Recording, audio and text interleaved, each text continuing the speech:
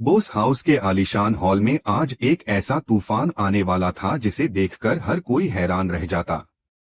अदिति और झनक के बीच की खाई अब युद्ध के मैदान में बदलने वाली थी। दर्शकों के मन में उस पल का इंतजार महीनों से था और आज वह घड़ी आ चुकी थी। आज झनक ने अपनी तकदीर और सौतेली मां अर्शी की साजिशों के आगे सिर झुकाने के बजाय अपनी आत्मसम्मान की तलवार उठा ली थी। उसे अब अपनी गलती और सहनशक्ति का सबक नहीं बल्कि खुद के स्वाभिमान का एहसास हो चुका था। यह पल झनक के जीवन का ऐतिहासिक पल था जब वह दुर्गा के रूप में सामने आई थी। घर में एक बड़ा आयोजन चल रहा था, शायद अर्शी और अनिरुद्ध की एनिवर्सरी थी या कोई पूजा, लेकिन असली ड्रामा सजावटों के बीच नहीं बल्कि अदिति और झनक के बीच चल रही उस आग में था जो अब ज्वालामुखी बनकर फटने वाली थी। पूरा घर मेहमानों से भरा था, लेकिन एसपी ऋषि की नजरें बार बार एक ही चेहरे को तलाश रही थीं, वह चेहरा जो कभी उसकी दुनिया हुआ करता था, उसकी एक्स वाइफ झनक।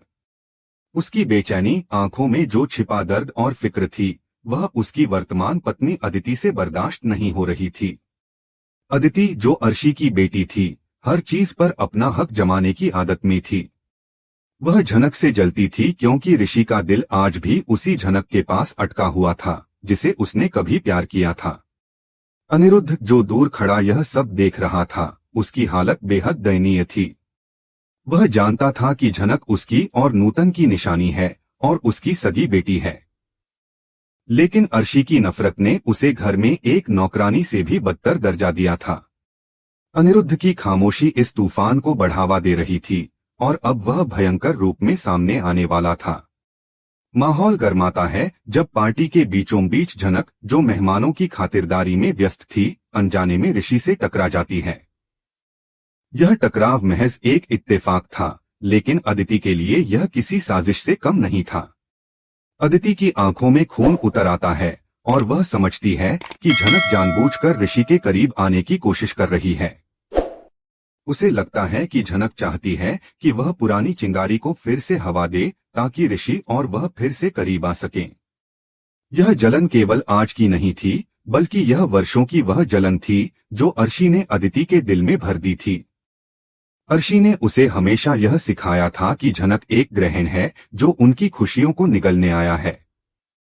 और जब ऋषि ने झनक को सहारा देने के लिए अपना हाथ बढ़ाया तो अदिति का सब्र का बांध टूट गया। अदिति की आवाज कमरे में गूंजने लगती है, जैसे वह झनक पर हमला करने के लिए तैयार हो।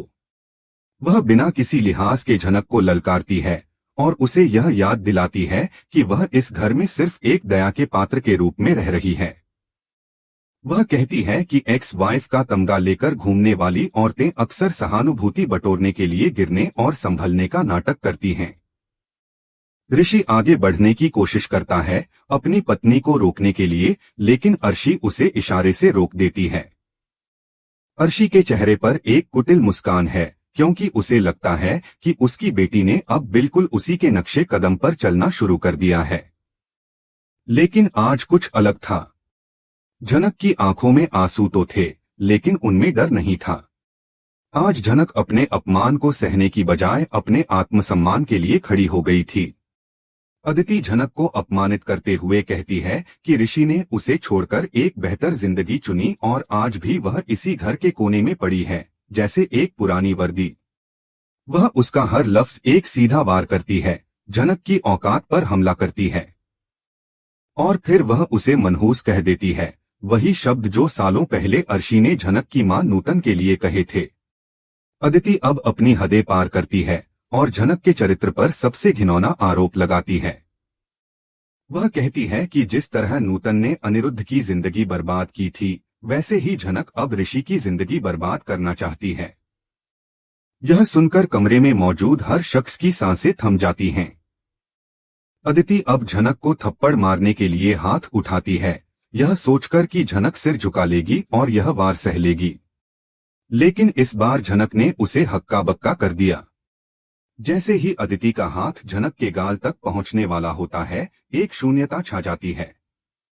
अगले ही पल अदिति का हाथ हवा में रुक जाता है।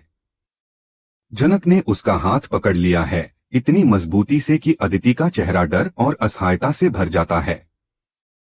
जनक की आंखों में अब वह आग है जो वर्षों से उसकी अंदर ही अंदर जल रही थी। आज जनक ने अपनी खोई हुई ताकत वापस पा ली थी। जनक ने अदिति की कलाई को इतनी मजबूती से थाम लिया था कि अदिति को छूटने का कोई रास्ता नहीं बचा था। जनक ने बिना एक शब्द बोले अदिति को वह आईना दिखाया जो अदिति ने कभी सोचा नहीं था। जनक ने उसे याद दिलाया कि सम्मान कभी भी मांगा नहीं जाता, वह कमाया जाता है। सिर्फ बड़े बाप की बेटी होने से इज्जत नहीं मिलती। और फिर उसने कहा, असली मनहूसियत तो वह नफरत है जो इस घर की बुनियाद में भरी हुई है और जो रिश्तों का गला घोट रही है। जनक ने यह भी कहा कि रिश्ते कागजों पर खत्म हो सकते हैं, लेकिन सच्चाई कभी नहीं बदली जा सकती। आज जनक का चुप रहना कमजोरी नहीं बल्कि उसकी परवरिश थी। जनक ने अपनी जगह से कदम बढ़ाया और अदिति के सामने खड़ी हो गई। उसकी जुबान पर यह शब्द जैसे अर्शी के अस्तित्व को ही चकनाचूर कर रहे थे। इस बीच अर्शी ने जनक को घेरते हुए कहा, तुम्हारे जैसे लड़कियों को मर्दों को फंसाने के अलावा कुछ नहीं आता। यह शब्द जनक को और भी ताकतवर बना देते हैं और उसकी मां की यादों से उसे नया बल मिलता है।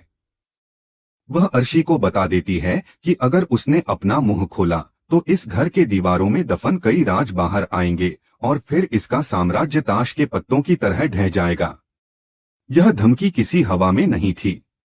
जनक की आंखों में जो विश्वास था वह साफ बता रहा था कि वह अर्शी का राज खोल सकती है जो उसे डुबो सकता है। अर्शी का चेहरा सफेद पड़ जाता है और उसे पहली बार जनक से डर लगने लगता है।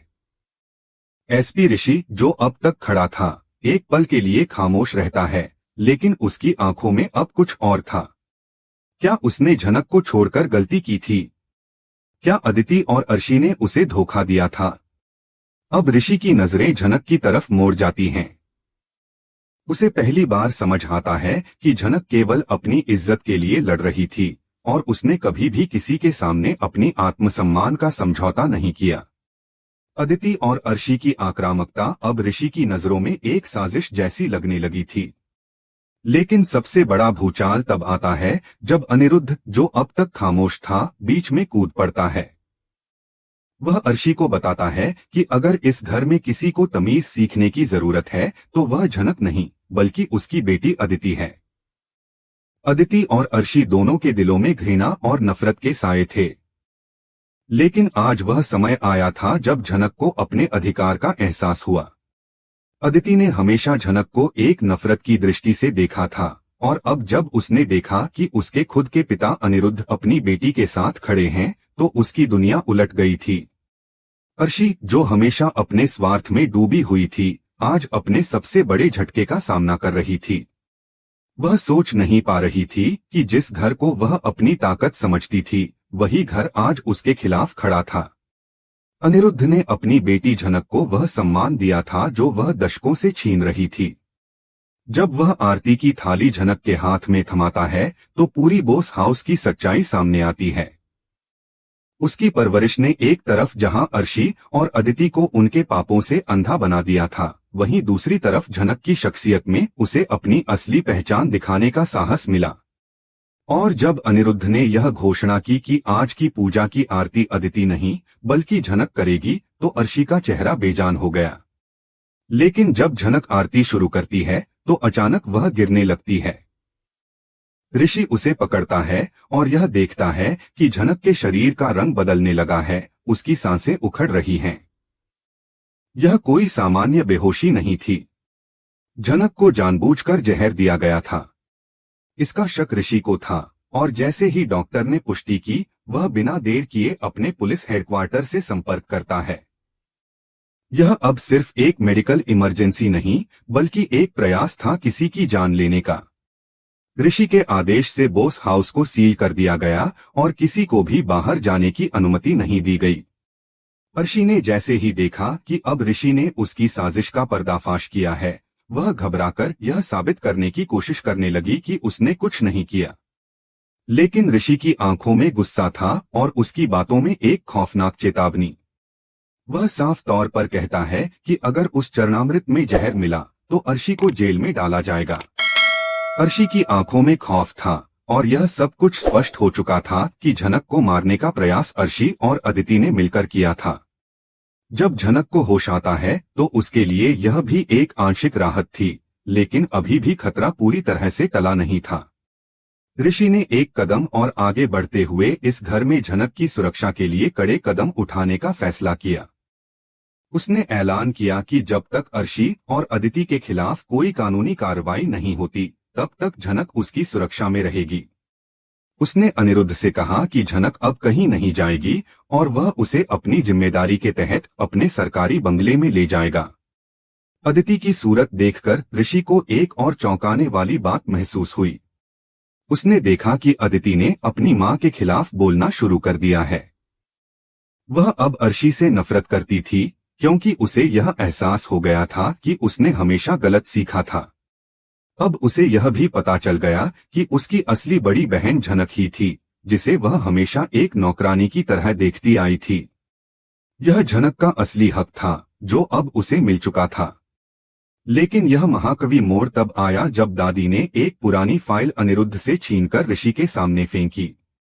उसमें से एक डीएनए रिपोर्ट और एक तस्वीर गिर गई, जिसमें अनिरुद्ध और नूतन शादी के बंधन में बंधे हुए थे।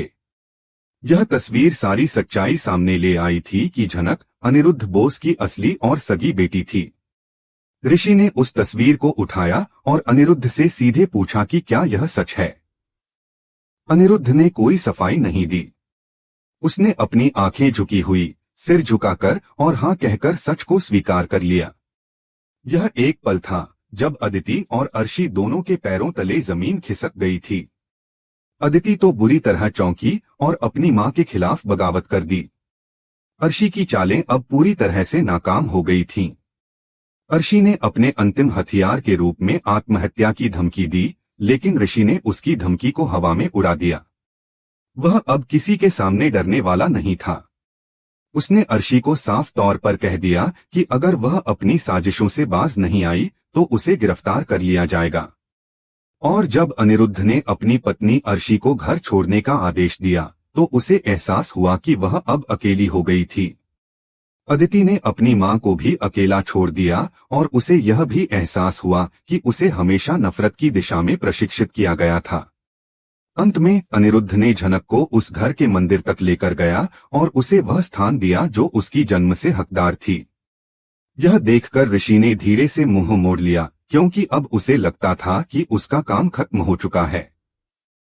लेकिन जब झनक ने उसे देखा और उसकी आंखों में एक अनकहा संदेश था, तो ऋषि समझ गया कि उनका रिश्ता तलाक के कागज से कहीं ज्यादा गहरा था।